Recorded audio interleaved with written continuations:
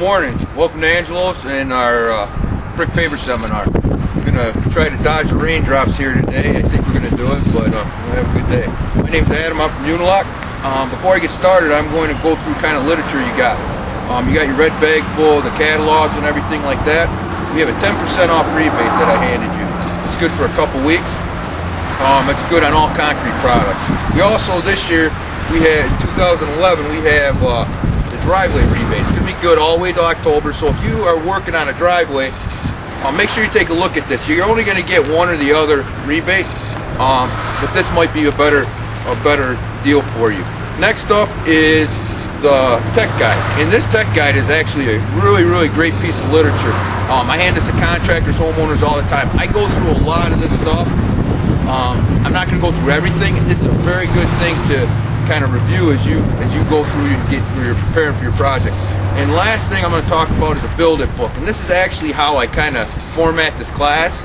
Is we're going to go through there. There's 10 steps, and we're just going to kind of go through each of the steps. Some of them are going to run together, but it's good. I do a lot of these, and one of the things that you'll see is I don't do that much hands-on. If you go to the Unilock website and we're linked into YouTube this year, take a look at those installation videos as well. They're very well done. They're probably the best I've seen. There's 3 different things, and I'll probably touch on it that I don't agree with, or I don't think they show as well as it could, but take a look at those. So with that being said, let's get started. That hits it. Okay. First step is going to be planning, and I'll tell you the first thing, you guys did a good job today of coming out to Angelo's to hear the seminar.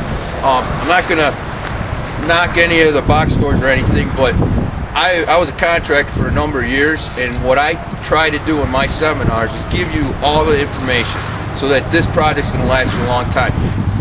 Paver projects should last 10, 15, 20 years if it's put in properly and it's maintained. So I'm going to go, it's going to be very comprehensive, but it's going to be the right way of doing it. So when you're planning everything, you kind of have to plan everything. You know, you have to don't just look at the paver as the only cost of the project, because you got a lot of other stuff. You got your bulk materials, you got all your tools, things like that you might need to rent, equipment, delivery costs, all that stuff. So kind of take a list of everything you need. And as you go through today, you listen to what I'm talking about, and we'll kind of get it, get you all set up. Okay, I think it's a very good idea to look through the book and see what you like. Don't be intimidated by the book. Just look for different combinations or different things that you might like. You know, a lot of people get intimidated by it, but if you can measure and cut, you're going to be able to do a lot of things. So, now I think it's a very good idea to do a drawing of some sort. Kind of do it to scale, get a drawing, kind of maybe get a couple different options. Then go out and actually spray paint it on the ground. You know, I say this all the time, and it's funny coming out of my mouth so many times, but it's 100 or 10 by 10 is 100, and 100 of something sounds like a lot, but a 100 square foot patio really isn't that big. You put a table, a couple chairs, your barbecue, and pretty soon it's very congested. There's no use doing all this work that's going to take to do this to have something that's not functional. So you really want to make sure that whatever you plan to build is going to work for you. Okay, with that planning stage, and something else about this planning stage is that I go through this, I'm going to touch back on this planning, like doing my edge restraint. I'm always talking about my planning, so that's going to be the biggest thing. The next step is preparation. Now preparation is going to be maybe moving stuff around logistically, calling Mystic to get your underground utilities located. Also look up. Make sure you don't have overhead wires that are going to impede a truck dumping, or it's going to impede the project. I've been on a couple projects where contractors have built raised patios, and you walk out the house and the wires are coming right into eye level. So look up. Now you've already spray painted it, but maybe it's been a couple weeks since you spray painted it the first time. Go out there and spray paint it again. Take your time, make sure that it's right. If it's a sidewalk, a curved sidewalk, or you got curves on your patios, make sure those curves are right. Then the next thing, and this is something that I like to do, and I'll explain why, is take a tape measure and a bunch of wooden stakes and drive stakes all the way around the perimeter of the project. I like to take a measurement off the edge of a foot. And on a driveway, you're going to probably want to go to 1.5 feet because the base extension needs to be a little bit more. And I'll talk about base extension in a second.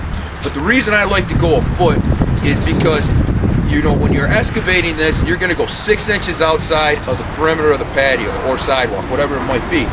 So you still have 6 inches. Well, that gives you the kind of the luxury of, if you're excavating mechanically or you're installing the stuff with machines, you're able to kind of get in closer to the stake, or you're staying far enough away from the stake so they never get moved. So I say take a foot. The other reason I say a foot or 1.5 feet is they're easy measurements to remember. So if this project takes you several weeks, you go back, you know that the line that you painted originally was 1 foot from that stake.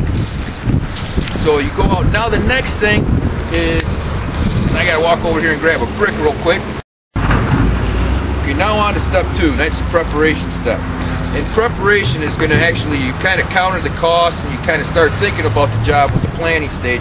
Preparation stage, you're actually going to get everything you need, and you're going to get it when you need it.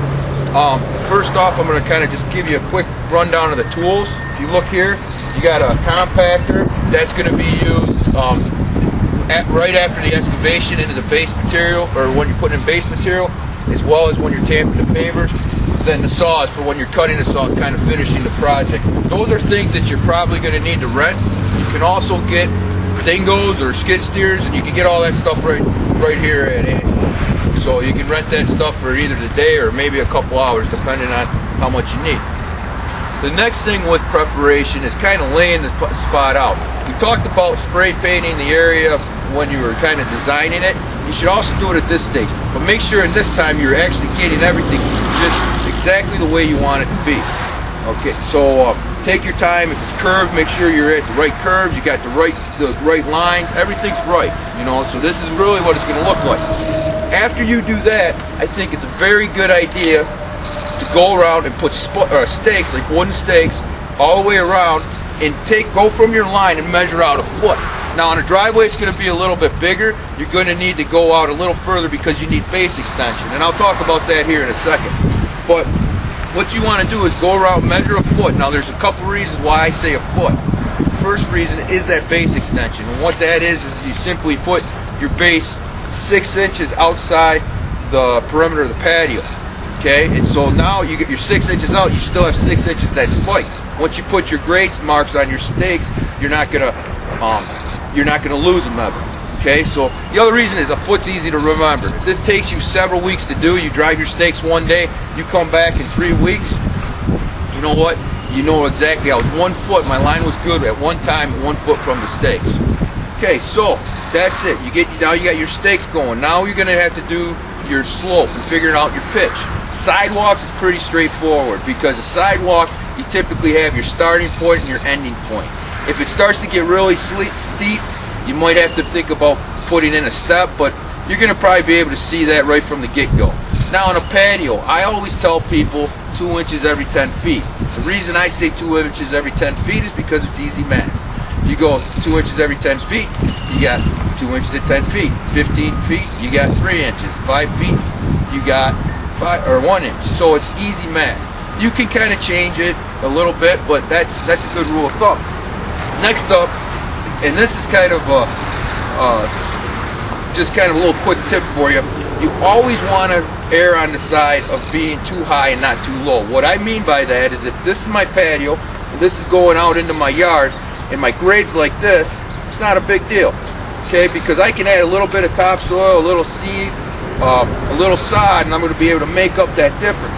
If I find myself in this position where my existing grade is higher than my paver, well, you never know what you're going to need to do in order to make this drain properly. So if you find yourself in this position where your proposed top of brick height is lower than your existing grade, go back to your starting point. See if you can come up a little bit and get it going. At this stage of the game, you also want to call mist it. You know, you want to make sure, because you're going to start excavating after you get everything laid out. and you're going to want to call Mystic. Also look up for overhead lines. Not only it could be impediments to dumping, but also maybe impediments just for moving around on the patio. You build a raised patio, you got your wires coming in the house, and maybe right at eye level, not really sightly. So take a look at that. So that's about it on the preparation stage. We're going to move into the excavation stage here now.